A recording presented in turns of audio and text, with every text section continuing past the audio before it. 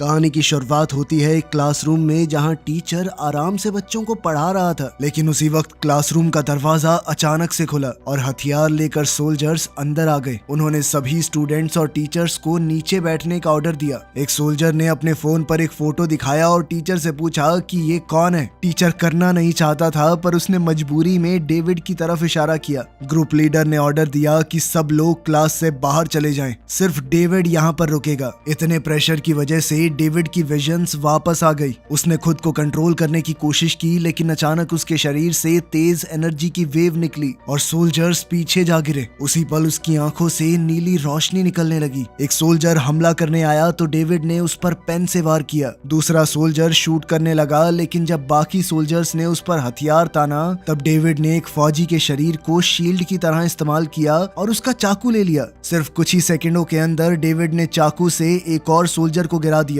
और फिर एक दूसरे सोल्जर को टेबल से धक्का देकर खिड़की से बाहर गिरा दिया। अब सिर्फ ग्रुप लीडर बचा था। लीडर ने हथियार निकाला, लेकिन डेविड दीवार पर तेजी से भागते हुए उसके करीब आया और लात मारकर उसे गिरा दिया। फिर उसे क्लासरूम के बाहर फेंक दिया। प्रोफेसर हेंडरसन ये सब कुछ देखकर चौंक गए। अब उन्हें समझ आ गया कि डेविड के विजन सिर्फ उसकी कल्पना नहीं थे, वो सच में बहुत ताकतवर है। अब कहानी थोड़ा पीछे गई और हम एक लैब में इसी लड़के डेविड को देखते हैं, जिसे एक डॉक्टर चुपचाप ऑब्जर्व कर रहा था। डॉक्टर ने उससे पूछा कि क्या तुम्हें कुछ महसूस हुआ? जैसे ही लड़के ने याद करने की कोशिश की, उसके सामने एक अजीब सा विजन आ गया। उसे एक कमरा दिखाई दिया जहां नर्सेज उसे जोर से बांध रही थी और एक डॉक्टर थोड़ा दूर खड़ा उसे बहुत ध्यान से देख रहा था, जैसे कोई एक्सपेरिमेंट चल रहा हो। तभी उसके सामने एक क्रीचर खड़ा हुआ दिखाई दिया जिसका पूरा शरीर आग की लपटों में जल रहा था। लड़के ने अपने दाएं हाथ की तरफ देखा और चौंक गया। उसके हाथ में एक चाकू है। क्रीचर हमला करने के लिए आगे बढ़ा और पेशेंट ने चाकू से उस पर वार करना शुरू कर दिया। ये लड़ाई चल ही रही थी कि तभी अचानक वो झटके से एक कमरे में जाग गया। डेविड इन विजन्स की वजह से लगातार परेशान रहता था। कभी कभी उसे और भी लोग दिखाई देते जिनके शरीर लपटों में जल रहे हैं। उसकी तेज चीखें सुनकर उसका अंकल आंद्रे तुरंत कमरे में आया और दवाई देकर उसे शांत किया। सबको लगने लगा कि डेविड किसी दिमागी बीमारी से जूझ रहा है, इसीलिए उसके लिए लगातार दवाइयां लेना बहुत जरूरी है ताकि ये विजन्स कंट्रोल में रहें। इसके बाद डेविड स्कूल के लिए तैयार हुआ। स्कूल पहुंचते ही उसकी बेस्ट फ्रेंड मे उससे मिली। उसने डेविड को जल्दी से क्लासरूम में आने को कहा क्योंकि वो दोनों लेट होने वाले थे। क्लास के अंदर professor Henderson human development theory पढ़ा रहे थे। उन्होंने बताया कि एक इंसान बचपन से बड़े होने तक अलग अलग स्टेजेस से गुजरता है। हर एक स्टेज की अपनी इंपॉर्टेंस है। जब प्रोफेसर समझा रहे थे तब उन्होंने देखा कि डेविड खिड़की से बाहर देख रहा है। क्लास में बिल्कुल ध्यान नहीं है उसका। प्रोफेसर ने उसे खड़ा करके कहा कि डेविड जल्दी से बताओ क्लास में क्या चल रहा है। डेविड थोड़ा नर्वस हुआ, लेकिन उसने बिल्कुल सही जवाब दिया और प्रोफेसर भी उसका जवाब सुनकर इम्प्रेस हो गया। इसके बाद सोल्जर्स की एंट्री हुई और हम वहीं पहुंच गए जहां से शुरुआत हुई थी। डेविड उन सबको हराने के बाद तुरंत वहां से भाग गया। कुछ ही मिनटों बाद वहां और एजेंट्स आए जिनका लीडर कॉलिंस है। कॉलिंस ने क्लास टीचर से बात की और कहा कि ये भागा हुआ लड़का बहुत खतरनाक है, उसे रोकना जरूरी है। टीचर ने बताया कि डेविड शहर में किसी फ्लैट के अंदर अपने अंकल आंद्रे के साथ रहता है। ये इन्फॉर्मेशन मिलते ही कॉलिंस सिक्योरिटी हेड यिन के पास गया और रिपोर्ट दी कि लड़का मिल गया है। यिन ने तुरंत ऑर्डर दिया कि किसी भी हाल में उसे पकड़ना है। उसी वक्त मिस्टर शीरो इन्वेस्टर्स को अपने नए एनर्जी प्रोजेक्ट के बारे में बता रहा था। तभी उसका सेक्रेटरी उसे साइड पर ले गया और चुपचाप कहा कि लड़का मिल गया है। ये एनर्जी प्रोजेक्ट असल में डेविड पर हुए एक्सपेरिमेंट से जुड़ा हुआ था। शीरो ने सेक्रेटरी से कहा कि यिन को ये मामला संभालने दो, लेकिन उस पर नजर रखो ताकि प्रोजेक्ट की इंफॉर्मेशन मीडिया में लीक ना हो जाए। उधर आंद्रे बाजार में शॉपिंग कर रहा था जब डेविड अचानक उसके पास पहुंच गया और उससे मदद मांगी। डेविड ने कहा कि स्कूल में कुछ बहुत गलत हुआ, लेकिन उसने डिटेल नहीं बताई। फिर भी आंद्रे तुरंत समझ गया कि सिचुएशन सीरियस है। उसने डेविड से कहा कि जल्दी से फ्लैट पर जाओ और पेंटिंग के पीछे दीवार में जो चीजें हैं उन्हें भी निकाल लेना। जाने से पहले आंद्रे ने डेविड को गले लगाया और पूरा प्लान समझाया। डेविड एग्जिट की तरफ बढ़ा, लेकिन रास्ते में एक सुपरमार्केट के एम्प्लॉय से टकरा गया। उसी वक्त कॉलिंस और उसके एजेंट्स वहां आ गए। शोर सुनते ही उन्होंने डेविड का पीछा शुरू किया। डेविड बड़ी मुश्किल से वहां से बचकर निकला, लेकिन उसका अंकल आंद्रे पकड़ा गया और कॉलिंस के लोग उसे ले गए। डेविड बेचारा कुछ नहीं कर पाया। अब वो छत के ऊपर से भागता हुआ अपने अपार्टमेंट तक पहुंचा। जब उसने पेंटिंग के पीछे देखा तो एक छुपा हुआ बॉक्स मिला। बॉक्स के अंदर उसकी दवाइयां और उनकी डोसेज सब लिखी हुई थी। साथ ही एक सील किया हुआ एनवेलोप भी था जिसमें उसका नाम लिखा था। तभी अचानक से बिल्डिंग का अलार्म बजने लगा। सिक्योरिटी कैमरास में उसने देखा कि एजेंट्स बिल्डिंग के अंदर एंटर कर रहे हैं। टाइम बिल्कुल नहीं था। डेविड ने बॉक्स अपने बैग में डाला और जल्दी से अपार्टमेंट से निकलने लगा। तभी एक अनजान आदमी ने अचानक उस पर हमला कर दिया। डेविड तुरंत खड़ा हुआ और पूछा कि तुम कौन हो, लेकिन आदमी चुप रहा। वो सीधा उसकी तरफ बढ़ता गया। डेविड ने अपनी फुर्ती और ताकत से उसका हमला रोका, लेकिन दुश्मन और भी तेज था। उसने डेविड को जोर से धक्का दिया और डेविड सीधा अलमारी पे जा लगा। उस आदमी ने अचानक अपनी तलवार निकाली और डेविड पर सीधा हमला करने के लिए आगे बढ़ा। डेविड ने मजबूरी में अपने हाथ से ही तलवार रोकी, लेकिन ब्लेड से उसके हाथ में गहरी चोट लगी। दर्द के साथ डेविड पीछे हटने लगा। तभी उसने शीशे की मदद से उस क्रीचर का शरीर दोबारा आग से जलता हुआ देखा। ये सीन देखते ही डेविड की ताकत जाग गई। उसने तुरंत दुश्मन की तलवार पकड़ ली और उसके ऊपर जोरदार वार किया, लेकिन जल्द ही डेविड के हाथ से हथियार गिर गया। अब दोनों एक दूसरे पर मुक्के बरसाने लगे, लेकिन डेविड ज्यादा तेज था और धीरे धीरे वो हावी होने लगा। इस दौरान डेविड के शरीर की एनर्जी ने उसके हाथ की चोट को पल भर में ठीक कर दिया। फिर अचानक उसकी आंखों की रोशनी बुझ गई, जैसे पावर खत्म हो गई हो। दुश्मन ने फिर से हमला किया, लेकिन डेविड ने बचाव करते हुए उसे दीवार पर जोर से फेंका, लेकिन वो आदमी फिर भी नहीं रुका। उसने एक और तलवार डेविड पर फेंकी। डेविड ने हमला रोका ही था, पर उस आदमी ने दूसरी तलवार निकाल ली। अब डेविड ने भी जल्दी से दीवार में घुसी हुई तलवार निकाली और दोनों के बीच लड़ाई फिर से शुरू हो गई। उसका दुश्मन भी उसी जैसी ताकत का इस्तेमाल कर रहा था। जब डेविड ने खुद को बचाने के लिए एक टेबल का सहारा लिया तो उसके दुश्मन ने अपनी ताकत से टेबल को बीच से काट दिया। इसके बाद विलन ने एक बेहद ताकतवर शक्ति डेविड की तरफ फेंकी, जिससे वो दीवार तोड़कर दूसरी तरफ जा गिरा। ये लड़ाई अब और खतरनाक हो गई थी, पर डेविड ने ऐन मौके पर अपने बैकपैक तक पहुंचकर दवाई निकाली और दुश्मन को इंजेक्ट कर दिया। उस दवाई का असर धीरे धीरे दिखने लगा। उसका दुश्मन अभी भी लड़ना चाहता था, लेकिन दवाई की वजह से बहुत कमजोर पड़ने लगा और डेविड ने भी मौका देखकर उसकी तलवार ले ली। अब डेविड के पास 2 तलवार थी। उसने डबल अटैक किया और आदमी को दीवार पर फेंक कर फाइट खत्म कर दी। इस लड़ाई के बाद जब डेविड को होश आया तो फर्श पर पड़े आदमी को देखकर उसे बुरा लगा, लेकिन उसके पास कोई और चारा नहीं था। अब वो तुरंत छत की तरफ भागा। वहाँ उसका सामना कॉलिंस और गार्ड से हुआ। इसके बावजूद डेविड ने एक छत से दूसरी पर छलांग लगा दी और वहाँ से एक गली में घुस गया, लेकिन इतनी मेहनत के बाद उसकी तबीयत खराब हो गई और वो बेहोश हो गया। उधर कॉलिंस और उसकी टीम तबाह किए गए अपार्टमेंट की इन्वेस्टिगेशन कर रहे थे। छानबीन के दौरान उन्हें एक फोटो फ्रेम मिला जिसमें मे की फोटो थी। कॉलिंस ने फैसला किया कि अब वो मे को ढूंढेगा। कुछ देर बाद डेविड दोबारा से होश में आया। उसने फिर से भागना शुरू किया और फिर थोड़ी दूर जाकर वो एनवेलोप चेक किया जो उसे मिला था। एनवेलोप के अंदर एक स्क्रीन वाला डिवाइस है। जैसे ही उसने उसे टच किया एक रिकॉर्डिंग चालू हो गई। उस रिकॉर्डिंग के अंदर डॉक्टर चेन नाम के साइंटिस्ट ने बताया था कि डेविड और कुछ दूसरे बच्चों पर एक्सपेरिमेंट्स किए गए थे। ये एक्सपेरिमेंट इंसानी प्रजाति को एकदम परफेक्ट बनाने के लिए था। इन बच्चों को एक दूसरे डायमेंशन की ताकत के साथ कांटेक्ट में लाया गया। ज्यादातर बच्चे जिंदा नहीं बचे। जो थोड़े बहुत बचे थे उन्हीं में से डेविड एक था। डॉक्टर चेन ने बताया कि डेविड का ख्याल उसने और उसके पार्टनर डॉक्टर जेंकिंस ने रखा था। रिकॉर्डिंग सुनने के बाद डेविड कंफ्यूज हो गया। उसके पास मदद मांगने के लिए कोई नहीं था, इसीलिए वो मे के घर गया। वहाँ उसने मे को पार्क की तरफ जाते हुए देखा। डेविड चुपचाप उसका पीछा करने लगा। जैसे ही मे ने डेविड को देखा वो खुश हो गई और उसकी तरफ भागी, लेकिन अचानक से उसने डेविड के पीछे एक हथियारबंद आदमी को देखा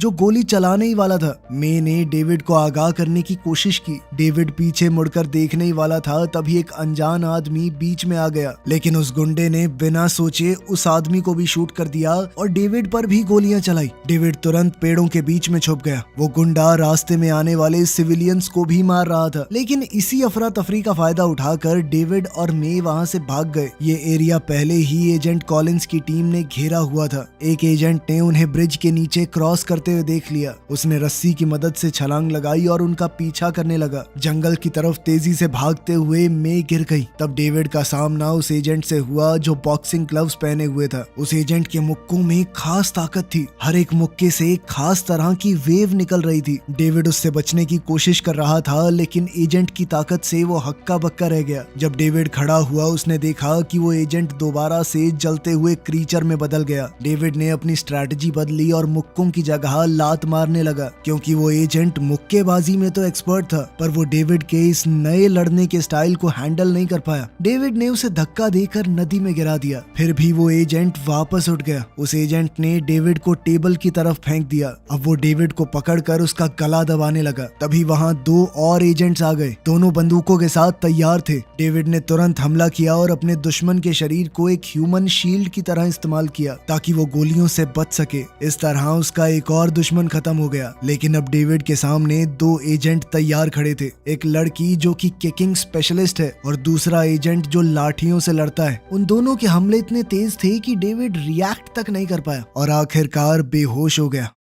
एजेंट ने डेविड की गर्दन पर पैर रखकर उस पर एक तेज एनर्जी का झटका छोड़ दिया। सबको लगा कि अब कहानी यहीं खत्म हो गई, लेकिन उसी पल डेविड की आंखें खुल गई। उसके शरीर से दोबारा वही नीली रोशनी निकलने लगी। जैसे ही उसकी ताकत वापस आई, डेविड तुरंत खड़ा हुआ। उसने एक एजेंट को जोर से पेड़ पर दे मारा और उसके साथी को पैर घुमाकर नीचे गिरा दिया। तीसरी एजेंट जो कि एक लड़की थी, उसने पलटकर हमला करने की कोशिश की, लेकिन डेविड ने उसके सभी हमले रोक लिए और उसका सर पेड़ के तने में दे मारा। तब तक दूसरा एजेंट वापस आ गया। उसने अपने छोटे डंडों से डेविड पर वार किया, लेकिन डेविड ने बचते हुए उसे एक जबरदस्त लात दी। अब दोनों एजेंट समझ गए थे कि डेविड पहले से ज्यादा मजबूत हो गया है। दोनों ने मिलकर उस पर हमला किया और उसे पास ही में पड़े हुए एक डस्टबिन पर दे मारा। फिर भी डेविड दोबारा उठ गया। उसने जमीन में गड़े हुए एक पोल को उखाड़कर उसे हथियार बना लिया। उन दोनों से एक साथ लड़ने के बावजूद डेविड भारी पड़ रहा था। जल्द ही उसने लड़की को गिराकर पोल से उसे खत्म कर दिया। एजेंट बचने की कोशिश कर रहा था, पर डेविड ने उसे उछालकर उसकी गर्दन पर आखिरी वार किया। अब डेविड का गुस्सा उसके काबू से बाहर हो चुका था। तभी रे, जो पूरी लड़ाई देख रही थी, उसने जोर से डेविड का नाम पुकारा। उसकी आवाज सुनकर डेविड धीरे धीरे संभल गया। दूर कहीं एक बिल्डिंग में लॉर्ड शीरो के आदमियों ने उसे बताया कि लड़के को पकड़ने की कोशिश नाकाम रही। ये सुनते ही बूढ़ा आदमी गुस्से में आ गया और सीधा यिन के पास पहुंचा। उस वक्त यिन कंपनी की एक लैब में अपनी नई क्रिएशन एजेंट नंबर 2 के ऊपर रिसर्च कर रहा था। उसने उसे एक कमरे में 4 बॉडीगार्ड्स के साथ बंद किया और सबको एक साथ लड़ने के लिए कहा। एजेंट नंबर 2 ने बड़ी आसानी से सबको हरा दिया। ये देखकर कॉलिंस बहुत इम्प्रेस हुआ। यिन ने कहा कि अब उनकी प्लानिंग आगे बढ़ रही है। थोड़ी देर बाद दोनों को ही लॉर्ड शीरो ने बुलाया। उसने लड़के को ना पकड़ पाने के लिए जवाब मांगा। यिन ने कहा कि हम पूरी कोशिश कर रहे हैं, लेकिन शीरो बेचैन था। उसने कहा कि अगर जल्दी काम पूरा नहीं हुआ तो तुम सबको निकाल दूंगा मैं। लेकिन इस धमकी से भी यिन डरा नहीं। उसने कहा कि उसने एक नया और सबसे खतरनाक हथियार बना लिया है। फिर उसने एजेंट नंबर 2 को दिखाया, ये बताते हुए कि ये अब तक का सबसे माहिर और पूरी तरह ऑर्डर्स मानने वाला एजेंट है। शोकेस करने के लिए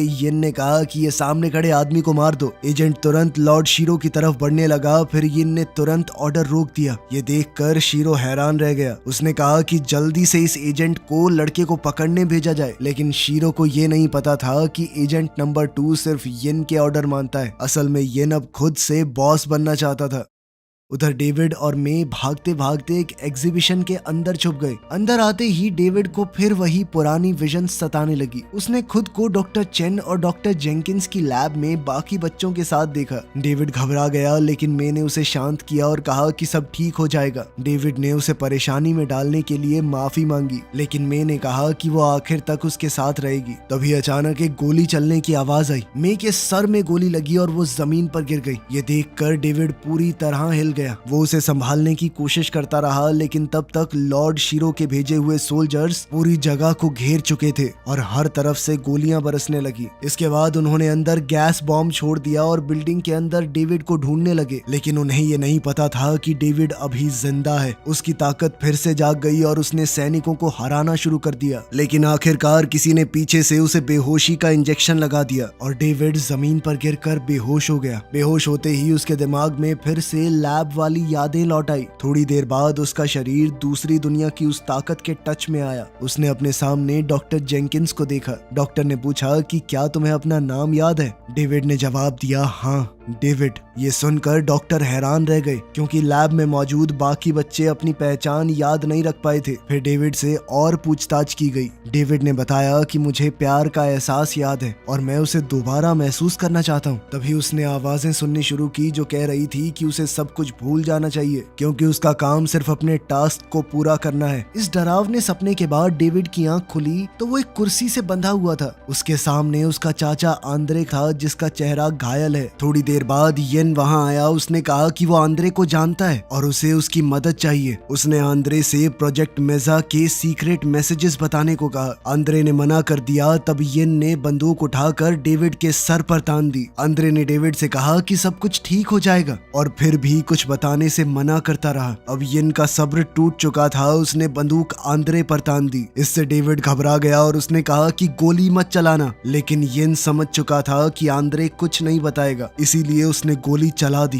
फिर उसने अपने आदमियों से कहा कि डेड बॉडी को यहाँ से हटाओ और लड़के को भी खत्म कर दो क्योंकि उसकी जरूरत नहीं है अब। तभी कुछ नर्स वहां आई। उन्होंने बिजली का झटका देने वाली मशीन को डेविड के दिमाग पर लगाया और उसके दिमाग में जोर जोर से झटके देने लगे। इन तेज झटकों की वजह से डेविड बेहोश हो गया। बेहोशी की हालत में वो अपने मन के गहरे हिस्से में पहुंच गया जहां उसकी मुलाकात अपने दूसरे रूप से हुई। उस दूसरे रूप ने बताया कि वो डेविड के अंदर रहने वाली ताकत है जो दूसरी दुनिया की एनर्जी के साथ कांटेक्ट में आने के बाद बनी है। उसने कहा कि अगर तुम चाहो तो मैं तुम्हें पूरी शक्ति दे सकता हूँ, तुम बदला ले सकते हो अपना। लेकिन डेविड ने मना किया। उसने कहा कि वो किसी को खत्म नहीं करना चाहता। तब उस दूसरे रूप ने उसे याद दिलाया कि जिन भी लोगों से तुम प्यार करते थे वो सब जा चुके हैं। अब आंद्रे और मे की याद आते ही डेविड का दिल बदल गया। उसने अपने अंदर की ताकत के साथ हाथ मिला लिया और दोनों मिलकर अगली लड़ाई के लिए तैयार हो गए। उसी समय नर्स ने बिजली का डिवाइस बंद कर दिया। उन्हें लगा कि इतने से लड़के की याददाश्त चली गई होगी। तब डॉक्टर ने डेविड से पूछा कि तुम्हारा नाम क्या है और साथ ही जिंदगी का अपना मकसद बताओ। डेविड ने धीरे से जवाब दिया कि उसका कोई नाम नहीं और अब उसका मकसद सिर्फ बदला लेना है। इतना बोलते ही उसके शरीर से पूरी ताकत से एनर्जी निकलने लगी। उसने अपनी हथकड़ी तोड़ दी और कमरे में मौजूद डॉक्टर और नर्स पर हमला कर दिया। वहीं डॉक्टर शीरो को अब तक पता नहीं है कि अंदर क्या हो रहा है। उसने तुरंत अपने हेल्पर को फोन किया और कहा कि येन का पूरा प्लान बंद कर दो। उसने बताया कि मुझे आगे बढ़ने के लिए जरूरी इंफॉर्मेशन मिल चुकी है और वो अपने एक्सपेरिमेंट का दूसरा स्टेज शुरू करने वाला है। साथ ही उसने कहा कि कोई सबूत नहीं बचना चाहिए, इसीलिए सिर्फ कागज ही नहीं बल्कि एक्सपेरिमेंट से जुड़े हुए सभी लोगों को मिटा दिया जाए। हेल्पर ने तुरंत ऑर्डर माना और अपने सोल्जर्स को येन के पीछे भेज दिया। उस समय येन कॉलिंस के साथ बेस से बाहर निकल रहा था। जैसे ही सोल्जर्स ने उस पर हथियार ताने, येन ने अपना चश्मा उतार दिया। उसकी आंखों से भी डेविड की तरह लाल चमकती हुई रोशनी निकलने लगी। उसने अपनी ताकत को जगाया और बहुत तेज रफ्तार से आगे बढ़ा। अपनी छड़ी में छुपी हुई तलवार निकालकर उसने सभी सैनिकों को हरा दिया। येन को पता लग गया था कि डॉक्टर शीरो अब उसका दुश्मन बन चुका है। उसने तुरंत कॉलिंस को वहां से निकलने को कहा क्योंकि अभी भी वो कंपनी पर कब्जा करने का पूरा मन बनाए बैठा था। उधर डेविड भी उस जगह से बाहर निकलने की कोशिश कर रहा था। रास्ते में उसका सामना सैनिकों के एक ग्रुप से हुआ। उन्होंने उसे रोकने की कोशिश की लेकिन डेविड ने अपनी ताकत से सबको हरा दिया। रास्ता साफ होते ही डेविड आगे बढ़ा लेकिन आगे का रास्ता लोहे की सलाखों से बंद था। तभी अचानक एजेंट नंबर 2 ने पीछे से हमला किया। डेविड तुरंत खड़ा हुआ और उस पर घूसे और लात चलाने लगा, लेकिन एजेंट नंबर 2 ने ये सब कुछ सह लिया और पलट कर डेविड पर तेज हमला कर दिया। इसके बाद एजेंट ने डेविड को बिजली की लैब के पास दीवार से टकरा दिया। डेविड ने बचने की कोशिश की लेकिन इस बार वो आसानी से हार गया। एजेंट ने एक जंजीर से उसे बांध दिया और लटका कर छोड़ दिया। अब थोड़ी ही देर में डेविड को खत्म कर दिया जाएगा। उसका अंत नजदीक था। तब उसने फिर से अपने सामने अपना दूसरा रूप देखा जिसने उससे कहा कि अपना सारा दर्द याद करो। जैसे ही डेविड ने ऐसा किया उसके दिमाग में फिर से लैब की यादें लौट आई। उसने देखा कि एक आदमी आग में जल रहा है। डेविड ने उस पर कई बार छुरी से वार किया। तब उसे पता पता चला कि उस आदमी ने मुखौटा पहना हुआ था। जब उसने मुखौटा हटाया तो पता चला कि वो डॉक्टर जेंकिंस है। ये देखकर डेविड का मन और भी बेचैन हो गया, लेकिन उसका गुस्सा इतना बढ़ गया था कि उसके अंदर की ताकत बाहर आने लगी। उसने अपनी गर्दन की जंजीर तोड़ दी। एजेंट नंबर 2 पर इतने तेज हमले किए कि उसे तो बचने का मौका ही नहीं मिला। एजेंट फिर भी लड़ने की कोशिश कर रहा था, पर डेविड ने उसे जमीन पर गिरा दिया और अपने पैर से उसका हाथ तोड़ दिया। आखिर में डेविड ने एजेंट को उल्टा लटका कर एक छुरे से उसे मार दिया। ये लड़ाई तो खत्म हो गई, पर डेविड की असली लड़ाई अभी शुरू हुई थी। इसी सीन के साथ ये मूवी खत्म होती है। इसका सेकंड पार्ट कभी आया ही नहीं, तो कहानी में आगे क्या होगा ये नहीं पता। Thanks for watching. मिलते हैं अगली वीडियो में।